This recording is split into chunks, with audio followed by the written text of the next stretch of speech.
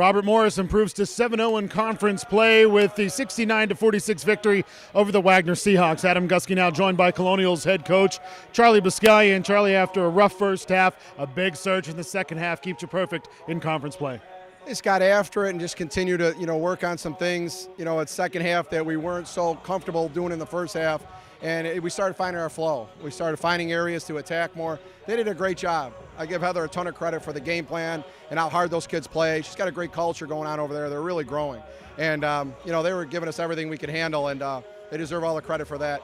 We could handle things better, and that's what we got to positively go forward and look at things and say, well, how are we getting bottled up and what were they doing? It's a great learning test for us. Obviously to get a W with that kind of environment is great, but it was a great learning test for us no matter what. And great response in the second half, getting after it, doing the little things, rebounding, playing with a better pace and being willing to knock the shot down when the shot was there. So we really stayed with it, and that's how things picked up for us. I think one thing that was very encouraging is in the last couple of victories, you've kind of limped across the finish line, getting big leads and then watching them dwindle as the game went on. Conversely, today you were down at halftime and exploded in the second half and never looked back. You got to learn from it. That was a big thing that we talked about coming back was, at the end of the game, allowing pressure and, things to bother us. And, you only have so much time to work on stuff at practice, and that's so important for us is how we practice and how we do things. So we're trying to use every experience in a way to, to say, hey, let's wake up. We got to work on this a little more. Obviously, we still got to knock down free throws better. We got to find time to go in there. We got to put extra shots up, but definitely finishing better. You're exactly right. I mean, we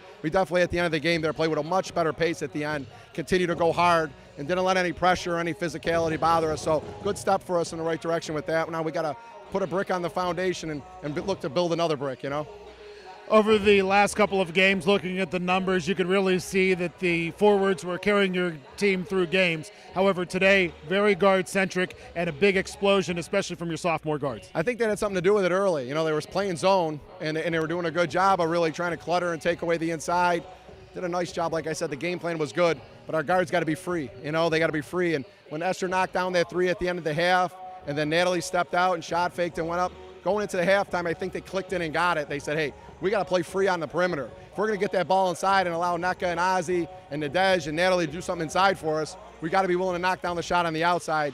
And that's what happened there is we got more comfortable on the perimeter, playing with a better pace. And we started shooting the ball better and knocking shots down. So good response from us after the first half, kind of tight.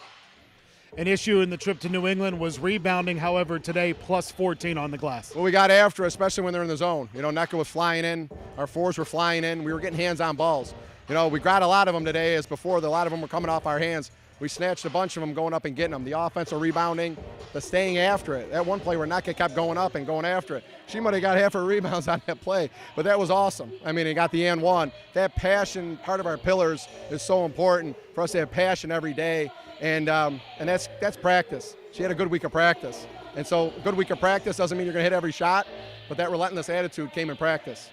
Got a big game coming up on Monday against Sacred Heart. Coming into today, both teams undefeated in conference play. Sacred Heart still has to play against St. Francis, but obviously a huge conference game on Monday. Well, we take every game one game at a time. And, when a game steps up and it's a game where team's doing well, whether they're 7-0 or 6-1 or 3-3, they're going to come ready to play. And you got to have a routine to make sure that you take every game 100%. You don't treat anyone differently than the other. Come to work every day. And that's just our culture. We'll go into this game the same way we went to Wagner.